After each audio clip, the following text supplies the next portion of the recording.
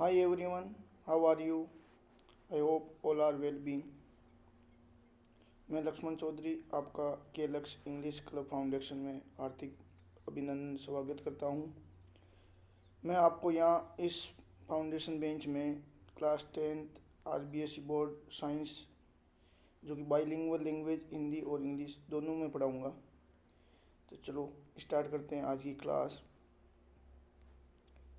आज की क्लास हमारी रहेगी साइंस का जो आपके फर्स्ट चैप्टर है जिसका नाम है chemical reaction and equation. Hindi में बात करूँ मैं रासायनिक अभिक्रियाएं एवं समीकरण। तो इसमें हम ये देखेंगे कि रासायनिक अभिक्रियाएं क्या होती है और उन अभिक्रियाओं को किस प्रकार आप मैथमेटिकल फॉर्म में लिखते हो, वो आपकी क्या होती है, इक्वेशन होती है, जिसको अगर आप मैथ में पढ़ते हो। चलो स्टार्ट करते हैं। जो पहला नाम आया आपके केमिकल रिएक्शन, तो इसी को पढ़ लेते हैं। केमिकल रिएक्शन होती क्या है? केमिकल रिएक्शन होती है दो या दो से अधिक जो भी वस्तुएं मिलती है और नई जो वस्तु बनाती है, उसकी प्रॉपर्टी विशेषताएं हैं वो सारी की सारी अलग होती है। आप चाहकर भी उन जो नई वस्तु बनी है उसमें पहले वाली वस्तु को प्राप्त नहीं कर सकते, वो होती है आपकी केमिकल रिएक्शन। तो इसको जब आप लिखते हो तो वो किस प्रकार लिखोगे, वो देखो। इट इज ए प्रोसेस, यहाँ से देखना, it is a process in which one और more substance are form with new properties.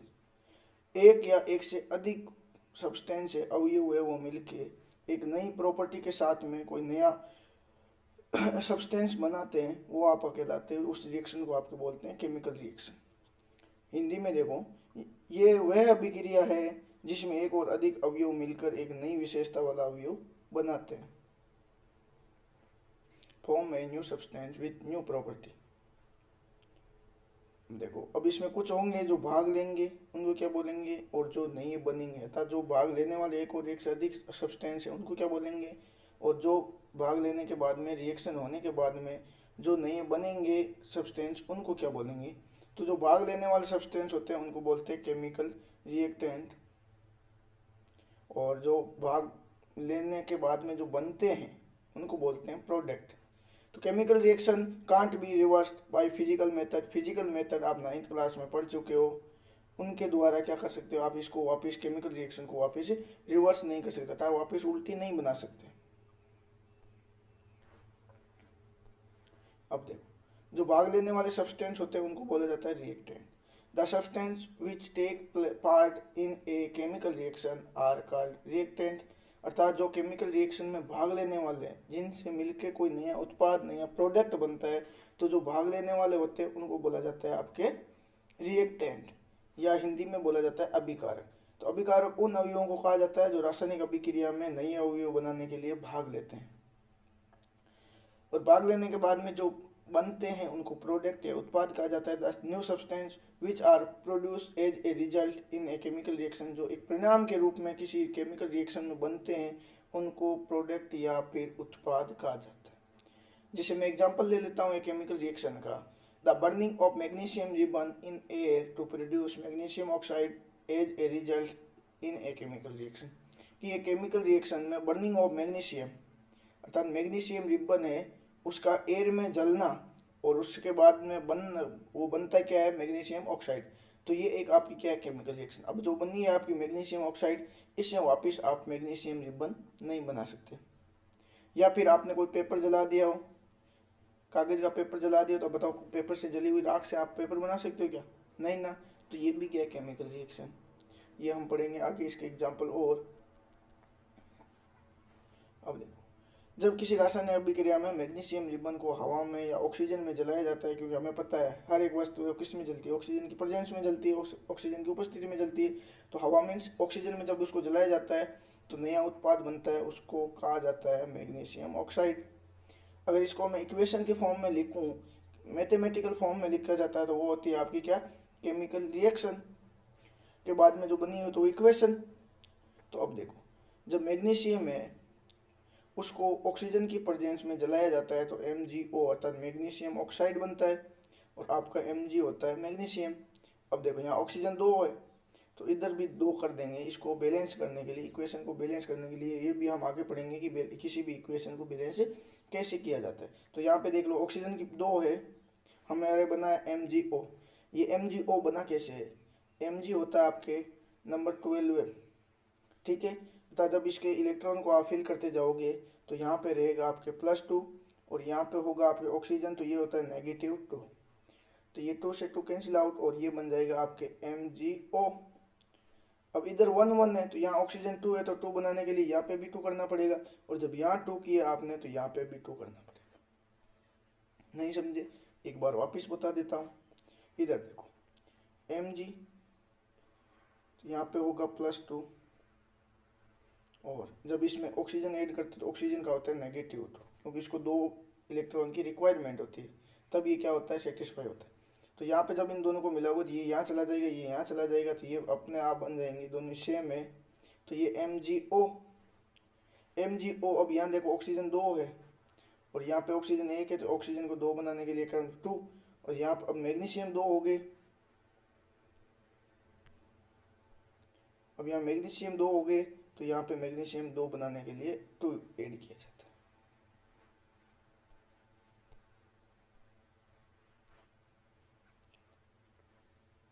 अब जब कोई भी चेंज होता है, चेंज होने के बाद में ही तो बनेगा, तो चेंज होते हैं आपके 2, चेंज होते हैं आपके 2। एक तो होता है फिजिकल चेंज, दूसरा होता है chemical change.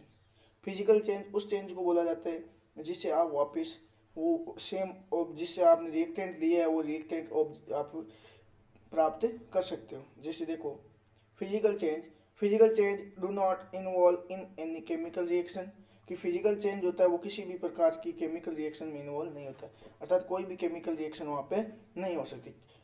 A change in which we can reverse same substance that make new substance, इसमें इस चेंज में हम उस सब्सटेंस को, उस अवयव को वापस रिवर्स कर सकते हैं, वापस ला सकते हैं जिससे कोई नया सब्सटेंस बना है। एग्जाम्पल के रूप में जैसे शुगर मिक्स्ड इन वाटर, कि पानी के अंदर शुगर मिलना, तो पानी से आप शुगर निकाल सकते हो वापस।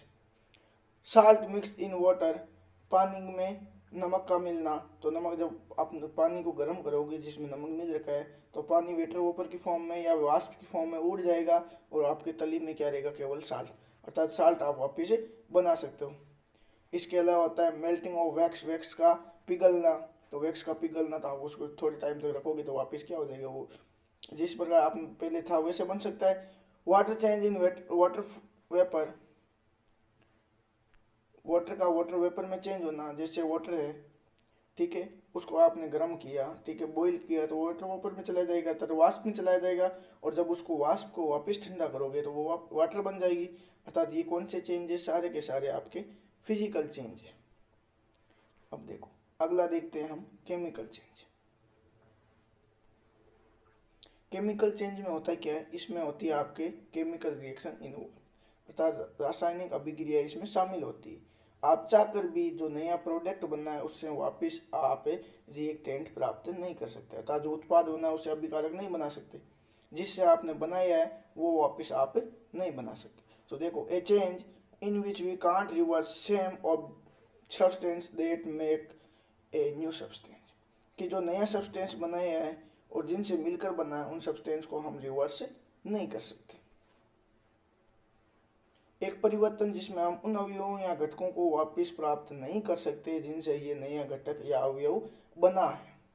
इसके एग्जाम्पल की बात करूं मैं तो डिकम्पोज ऑफ वेस्ट प्रोडक्ट, जितने भी वेस्ट प्रोडक्ट है उनका डिकम्पोज होना, ठीक है, मिट्टी में मिलना, गलना, जैसे सड़ना वगैरह होता है ना, वो डिकम्पोज होना।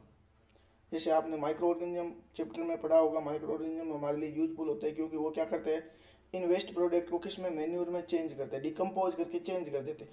डाइजेशन ऑफ फूड, भोजन का डाइजेशन होने के बाद में भोजन को वापस बना सकते हैं क्या आप, कार्बोहाइड्रेट फैट वगैरह लेके आ सकते हैं क्या, कि नहीं ये हमने जो निवाला लिया है सेम का सेम डाइजेशन के बाद में हम वापस निवाला बना सकते हैं, नहीं, क्योंकि ये कौन सी रिएक्शन है आपकी, केमिकल रिएक्शन।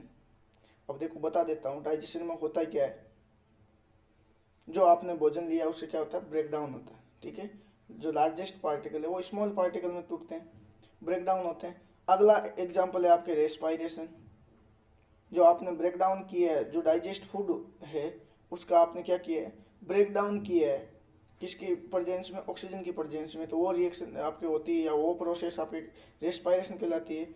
जैसे आपने भोजन लिया था C6H12O6, जिसको ग्लूकोज के नाम से जाना जाता है।